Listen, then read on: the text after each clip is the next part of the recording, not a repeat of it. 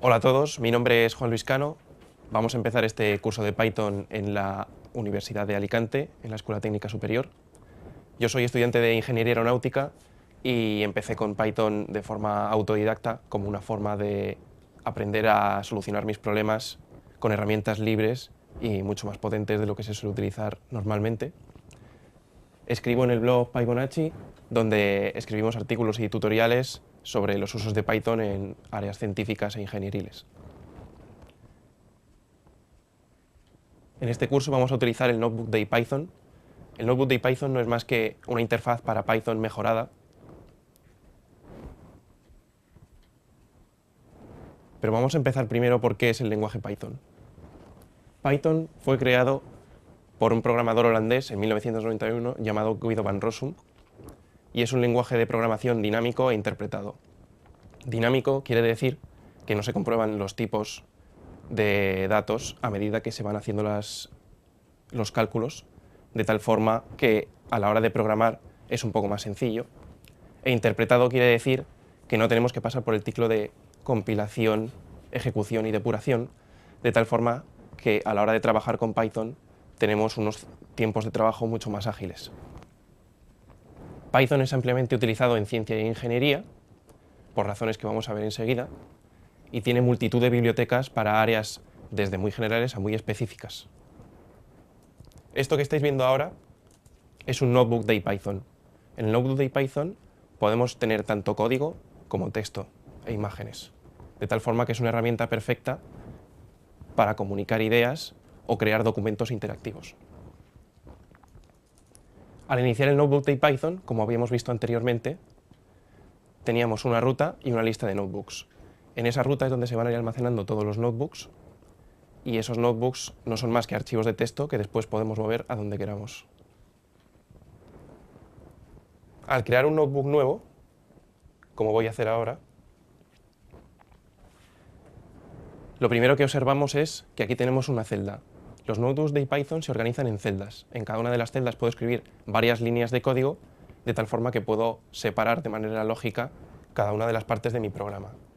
Si escribo aquí una operación trivial, como 1 más 1, y lo ejecuto, obtengo la salida de esa operación y un número que me indica el número de celda. Esto es importante porque más adelante podemos recuperar resultados que hemos obtenido anteriormente.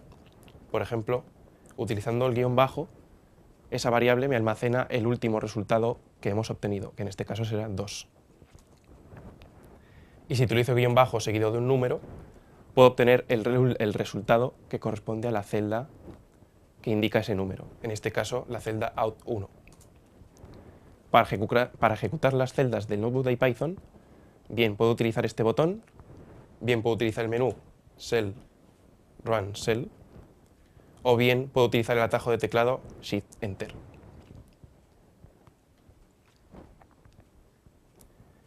Vamos a ver ya una introducción a la sintaxis de Python, y a medida que lo vayamos viendo, iremos viendo otros trucos y otras facilidades que nos ofrece el notebook para ir trabajando.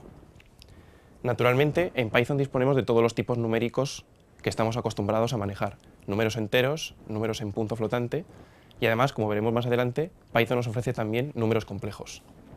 Si yo hago aquí cualquier operación,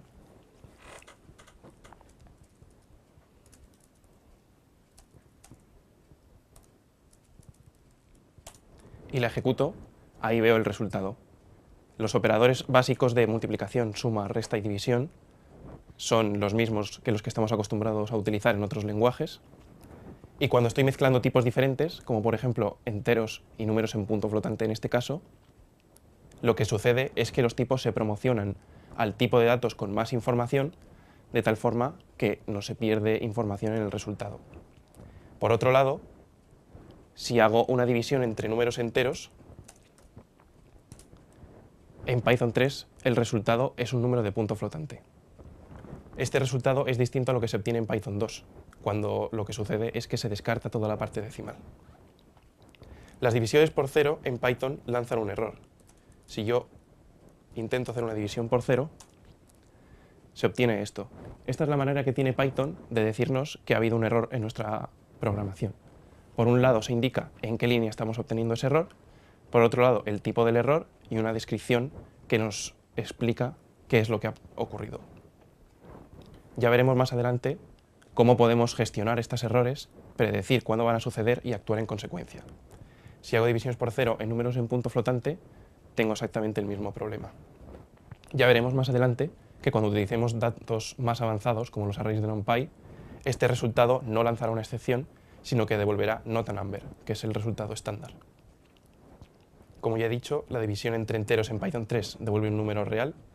Si queremos forzar la división entera, es decir, una división entre números enteros que descarte la parte decimal y vuelva a devolver un número entero, tenemos que usar el operador división entera. Este es el resultado que obteníamos por defecto en Python 2 utilizando una sola barra. Como decía, Python incluye además números complejos. Los números complejos en Python se escriben con esta sintaxis. Por un lado escribo la parte real y por otro la parte imaginaria con la letra J. Si quiero escribir un número imaginario puro, no es suficiente con escribir una sola J, porque entonces Python buscará una variable llamada J y nos dará un error porque no la encontrará. En ese caso tengo que introducir aquí un número. Para hallar el valor absoluto de estos números complejos, puedo utilizar la función abs, que se llama de esta manera. Escribo el nombre de la función y dentro incluyo el argumento. Como puedes ver, cuando he dejado el paréntesis de la función abierto y Python me ha mostrado un cuadro donde puedo ver una explicación de los argumentos y una descripción de la función. Ya veremos cómo podemos hacer que suceda esto para las funciones que definimos nosotros. Como decía, si quiero calcular el valor absoluto de un número complejo, no tengo más que escribirlo de esta manera. Las operaciones con números complejos funcionan exactamente igual que las operaciones con otro tipo de datos numéricos. Yo puedo multiplicarlos entre sí, por ejemplo, esto, o puedo elevar números complejos a una potencia. No lo habíamos comentado antes, pero el operador potencia en Python se escribe doble asterisco. Para convertir entre varios tipos numéricos diferentes, podemos utilizar las funciones int, float y complex. Por ejemplo, voy a intentar recuperar el resultado de la celda número 10, como hemos visto antes. Si escribo esto aquí, ya tengo ese resultado. Como estoy haciendo ahora, para ejecutar una celda e insertar una justo debajo, puedo utilizar el atajo Alt-Enter. Si quiero este número convertirlo en un número entero, no tengo más que utilizar la función int. En este caso, lo que está sucediendo es que se descarta la parte decimal en lugar de hacer un redondeo. Si hubiese querido hacer un redondeo, tendría que haber utilizado la función round, de esta manera. Y así el número se habría redondeado a 4. Para convertir esto a números de punto flotante, puedo utilizar la función float, de esta manera. Y así ese entero se me convierte en un número de punto flotante. Y si eso, a su vez, lo quiero convertir en un número complejo, no tengo más que utilizar la función complex. Y ya lo tengo convertido en un número complejo. No puedo convertir números complejos en tipos de datos como enteros o números de punto flotante, porque en ese caso Python no sabe distinguir entre la parte real y la parte imaginaria. Si este último resultado lo quiero convertir en un entero, voy a obtener un error. No se puede convertir un complejo en un entero. Otras funciones que nos pueden ser de utilidad son la función max. Con la función max solo tengo que introducir una lista de números y, como su propio nombre indica, Python me va a dar el máximo de todos ellos. De manera análoga funciona la función min. ¿De acuerdo? Esta es la manera de llamar funciones en Python. Ya hemos manejado tipos numéricos, pero vamos a ver rápidamente cómo se asignarían variables.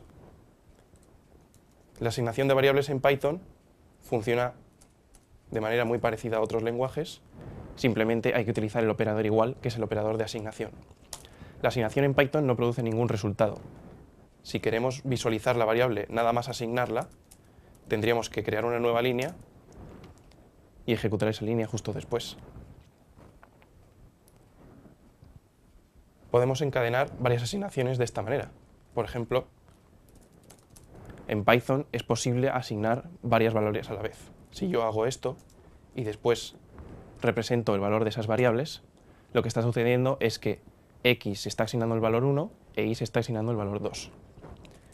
Y otro truco interesante es que puedo utilizar esto para intercambiar valores de variables. Si yo hago x, y igual a y, x, y represento otra vez estos valores, ya estoy viendo que los valores se han intercambiado entre sí. En el siguiente vídeo veremos cómo hacer operadores de comparación para producir resultados lógicos, y eso lo utilizaremos para utilizar condicionales y bucles.